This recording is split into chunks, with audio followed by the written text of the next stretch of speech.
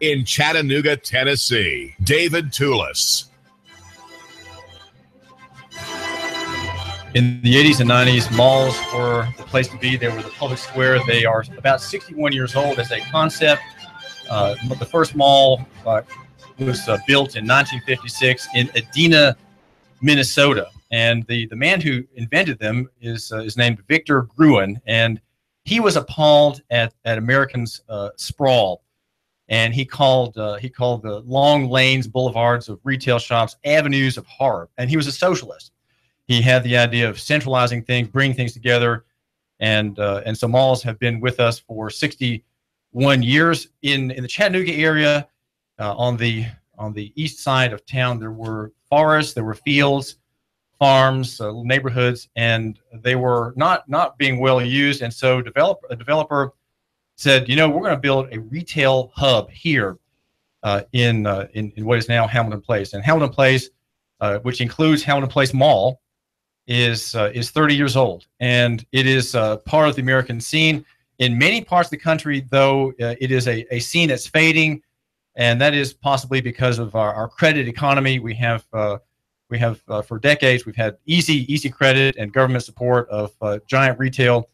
American retail is overbuilt, and some would say it's due for a healthy cleansing fire in the economy to get rid of dead zones. Americans have 26 square feet per capita of retail space. In Europe, it's only 2.5 square feet. So Americans have a healthy offering of retail space. Is it too much? Well, that's not for you or me to decide. But traffic in malls is off. But here in Chattanooga at Hamilton Place Mall, traffic seems to be very healthy. I was there just the other day. It's crowded. There's a lot going on. And to hear more about Hamilton Place and the mall at the center of it, we have Kim Lyons. She is a former very noted news and talk host here in Chattanooga. Her name was Kim Carsons. That was her pen name, if you will, her pseudonym. And she was for 16 years a morning show co-host at 92.3 and US 101.1, and now is in the service of Hamilton Place. Kim, welcome. Tell us about how this mall got started. Tell us about what the scenery was, if there had been drones at the time, what the drones were shown, about where now is acres of tarmac and many thousand square feet of retail space. It's really interesting. In the 80s, in the late 80s, the mall actually officially opened in 1987. But that was literally farmland. There were a few housings, but it was considered the country for Chattanooga. And so Charles Levovitz and his associates ended up building Hamilton Place, and it opened on August 5th, 1987. And who knew what a shopping mecca that would end up being? The mall was originally built with the front would have been considered the I-75 entrance. But now it's really, because Gun Barrel has developed so much, it's like the mall has two main entrances. You can consider either side the front of the mall. It's pretty interesting. But yeah, that was completely undeveloped space. And to see how it's grown is just incredible. And to be celebrating 30 years, I think I'm so excited to be a part of the tradition, but I also look forward to the future as well. Now, Hamilton Place is more than just the mall itself. Say something about the outlying parcels. How many parcels there are, or what kind of facts can my listener hear about the surrounding areas? Well, we refer to Hamilton Place as not just Hamilton Place Mall, because it does include Hamilton Corners, the shops at Hamilton Place, Gun Barrel Point as well, where you see the Target store and all of that.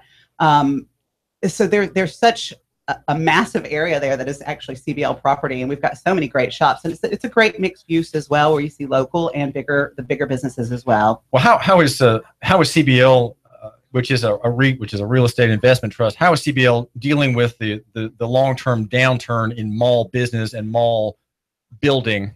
I think that how is it dealing with that? I think that a lot of press you're getting about malls aren't necessarily using numbers. They're looking at saying, oh, people are ordering off the internet. Yeah, you do see a trend in that as well. But the numbers aren't really well. People still want to go to a shop and try on clothes. They still want to go and feel things. They still want to go and see things before they order it online. As a matter of fact, from a competitor. Yes. So, I mean, people still want that experience. We saw, last weekend was tax-free weekend, and we saw these wonderful families that were out in the mall trying on those shoes, making sure they fit, and not having to send something back, which 9 times out of 10 they don't end up sending back. So I think it's still very healthy. I look forward to some of the trends that I see. We have incredible leaders at CBL, and I think they really understand that we are going to be true suburban centers, and you're going to see things over the next 3 to 5 years that are going to change, certainly at Hamilton Place as well, where you'll see more, possibly more entertainment things or mixed use space as well. I think it's an extremely exciting time. Would for mixed malls use right go now. so far as to include, say, apartments?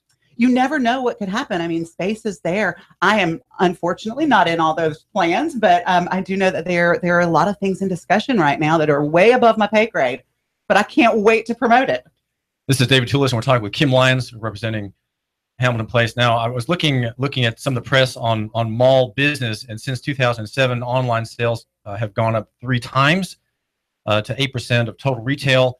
In 2016, e-commerce sales hit $400 billion. That's up 15% from 2015. But the total retail is up only 2.1%. So there's a lot of business going away from brick and mortar.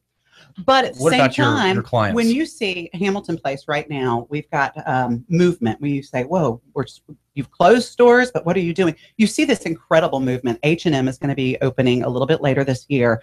So we're going to have another great option for our shoppers. H&M, it's one of the world's most popular shops. It started in Europe and has affordable quality clothing. And it's really going to be fantastic. It's under construction right now. And we were able to recapture that space, and then, of course, release that to H&M. Rodizio Grill is coming in as well, which we're really excited about. Box Lunch just opened. We've got a lot of new retail, and it makes it a very exciting time for Hamilton Place. Well, who are the anchors, and are there any anchors that have left Hamilton Place? No, we haven't seen any of the major anchors. Dillard's is thriving. Belk's is, of course, doing very, very well. Sears, we actually just bought the Sears building. And of course, Sears has been a struggling business, and so we'll see some changes coming in that, I'm sure, over the next several years.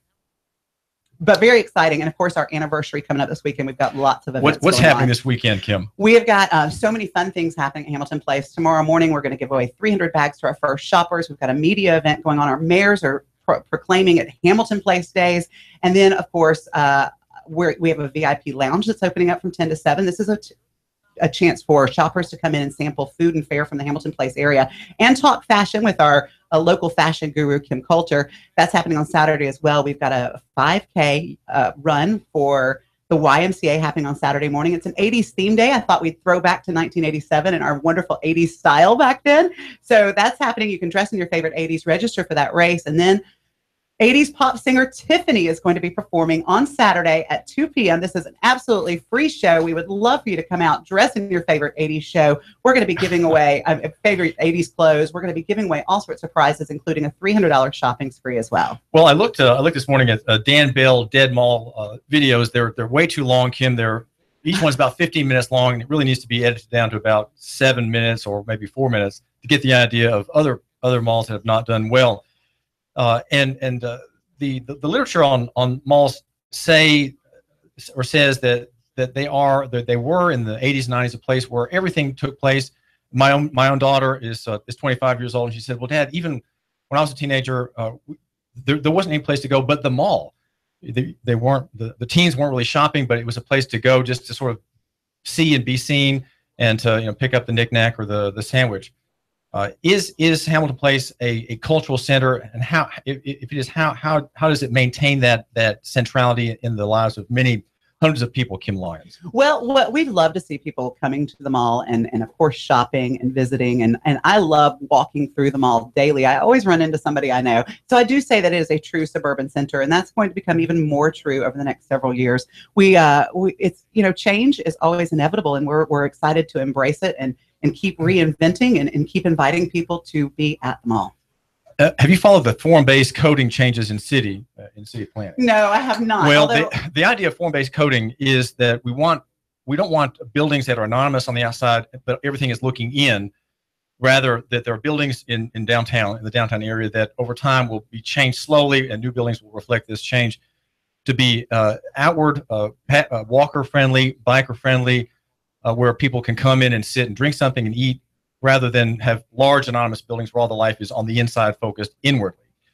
Now the mall has, of course, its great inner life of commerce, traffic, and socializing. But are there any plans to make parts of the mall outward looking in that sense of it, be more open and not just this giant retail shell? And to enjoy, you have to go inside.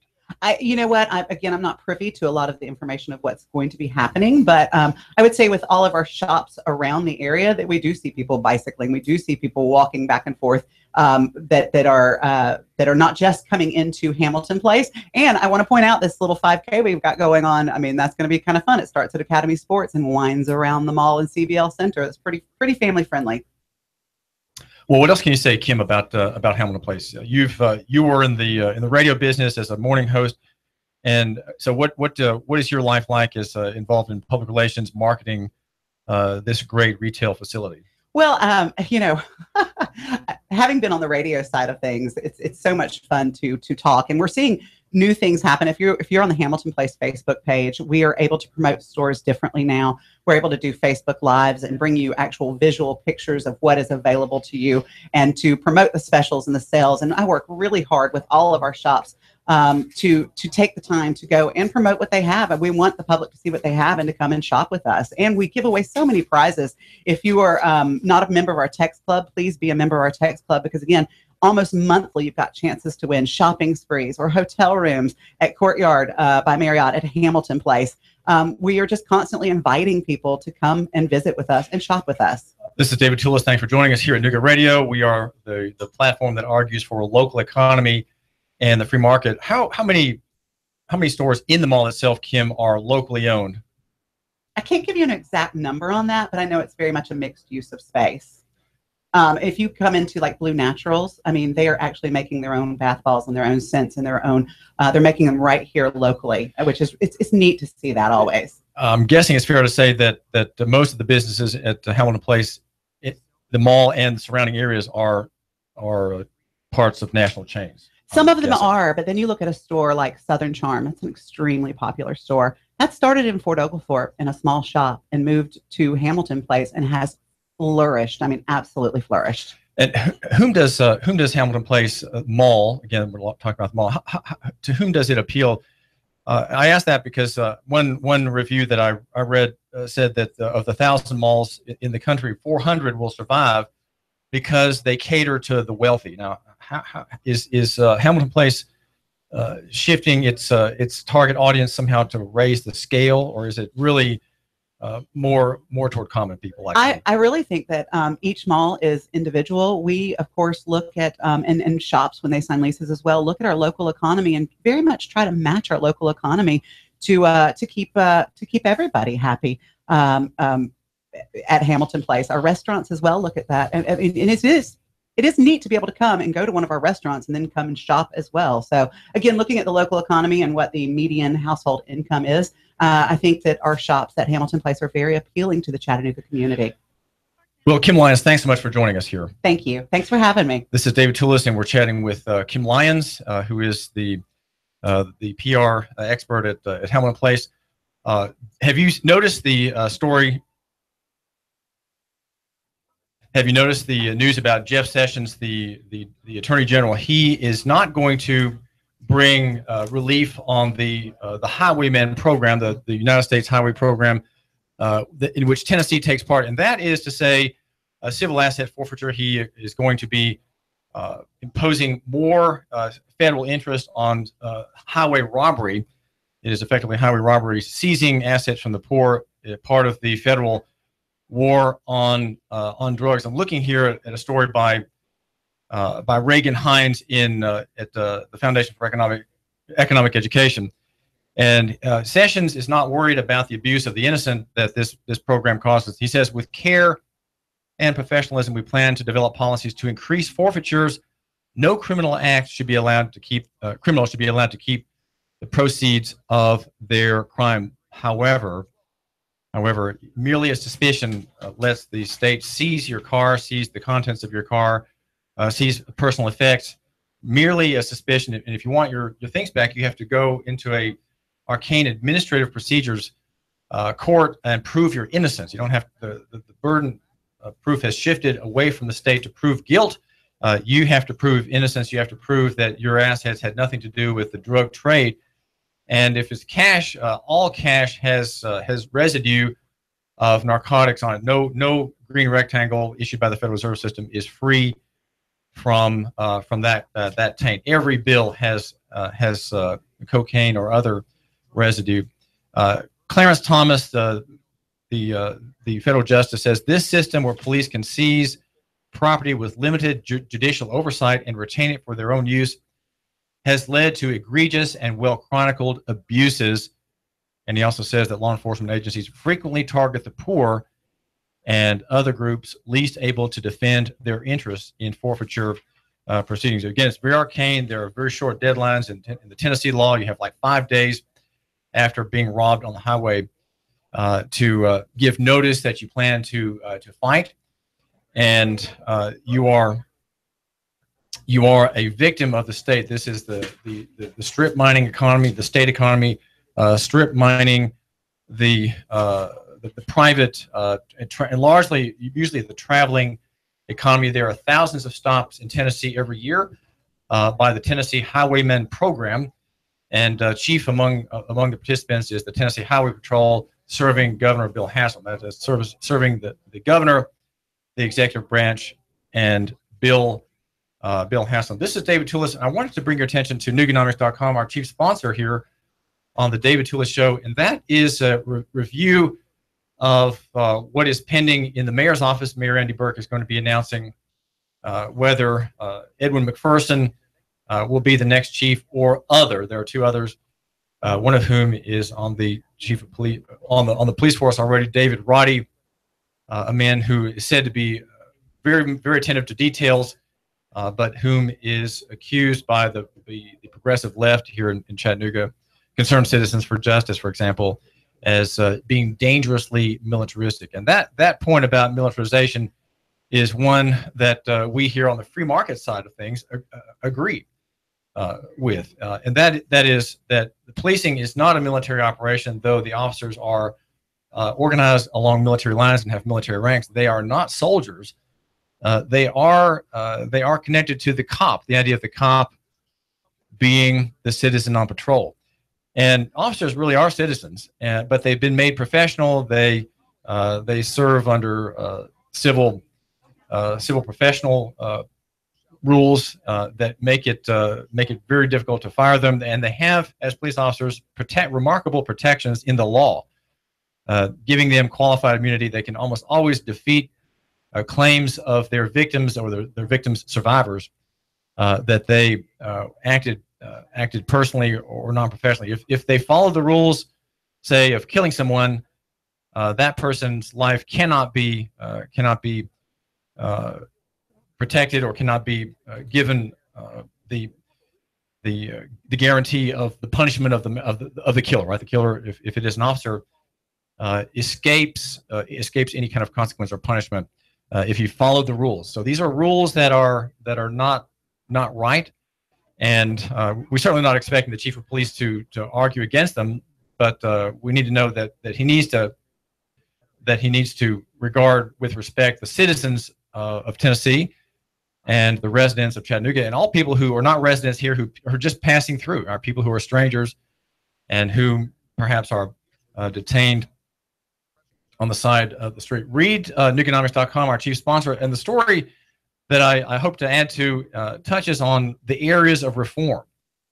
And those areas are summarized by 4 points: the use of space, cover, time, and de-escalation. If we have these points and we have the officer mindful of his limits, then we will have improved relations between the executive branch, that is to say, Mayor Andy Burke and his branch of government, and the people. The people, especially blacks, in Chattanooga are oppressed by policing, and there's a great deal of resentment that I have discerned, and a great deal of disrespect by officers of black people. And we are thinking case and the Rochelle Gelpin case, Hansen was indicted under false charges, false testimony, perjured testimony. He was indicted. The indictment was thrown out by Neil Pinkston, and he has had to resort to, since Mr. Pinkston will not prosecute the acts against Hansen Melvin as crimes, Hansen has had to sue civilly for violation of many statutes against him by his false arrest. He was charged abusively with disorderly conduct. Well, this is David Tulis, and expect an announcement anytime from the mayor's office about his chief of police pick. And we do thank you for giving us just a couple of minutes of your time here at Nooga Radio. We argue for local economy, the free market, love your neighbor, and buy local. Near is better than far, small is better than big, simple than complex. And down the footnotes, where even there they argue against us, we say personal is better than corporate and physical than abstract. Nooga Radio, AM 1240, 92.7 FM. Now, me being a radio guy, I'm really not good with vehicles. Never